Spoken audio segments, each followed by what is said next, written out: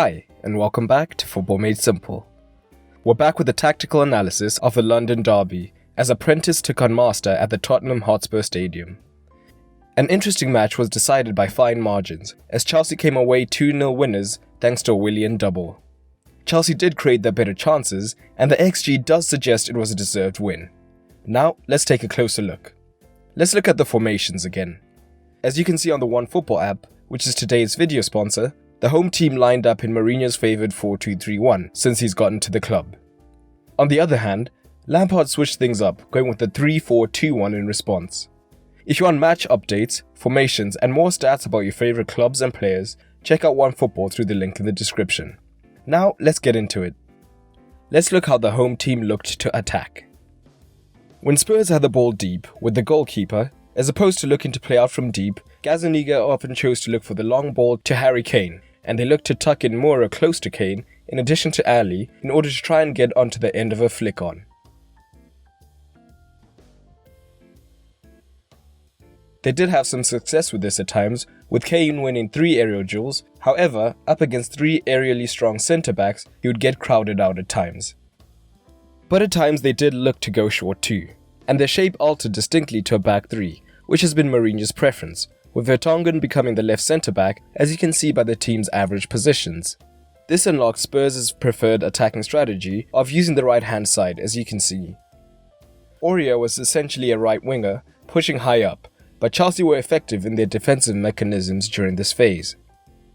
They didn't always press high, but the starting position with the narrow wingers cut off Dyer and Sissoko as passing options, whilst Ali was pushed higher up.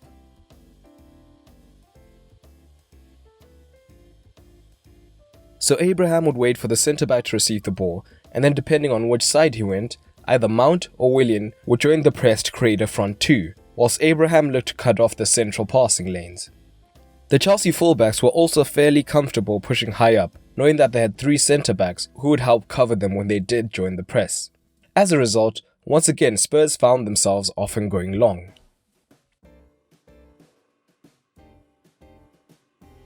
Spurs looked for solutions to this, especially in the second half when Eriksen came on.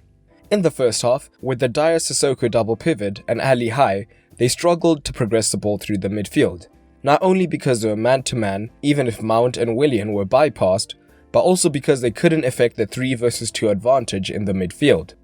But with Eriksen on, they had someone capable of building from deep who was comfortable on the ball. Sissoko would often move towards the right-back zone, giving Aurier even more space to move high up, and Lucas could then tuck in even more, allowing them to create overloads on the flanks to try and work across into the box, as shown by Aurier attempting the second most crosses for them with 5.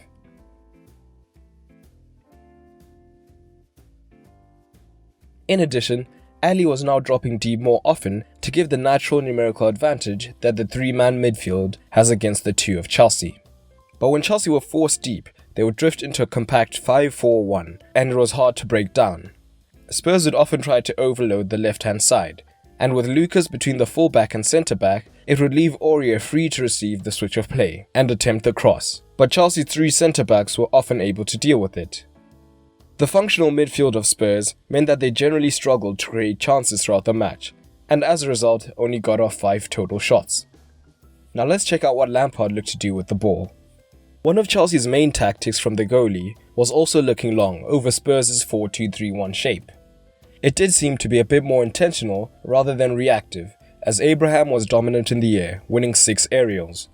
Mount played more as a second striker than a winger, meaning that Abraham always had support to knock the ball back to or to look to flick in behind.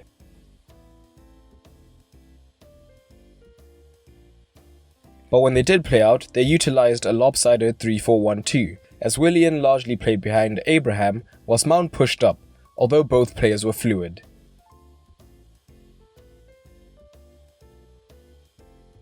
Spurs didn't consistently press high, but had a mid-block instead, with a high backline looking to compress the space.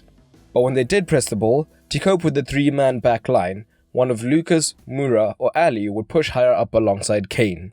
Chelsea were often able to work the ball towards the wide regions, as both wide centre-backs would often move higher and wider depending on the attacking side to allow the wing-backs high and the wingers central. But a lot of success Chelsea found happened when Sissoko and Dyer were pushing high up on Kante and Kovacic, which was a plan they consistently implemented.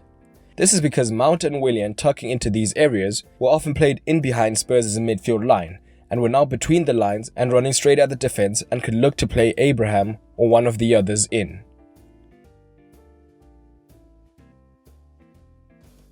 But once Son was sent off and Spurs changed to a 3-4-2 formation, Chelsea used the numerical advantage to keep hold of the ball and strangle the game. A game of fine margins that Chelsea in the end deserved to win. But what did you make of it?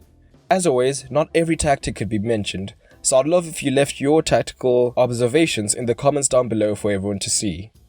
And how do you think this game affects the race for the top 4? Drop it down below. But that's all for today, and remember, keep it simple.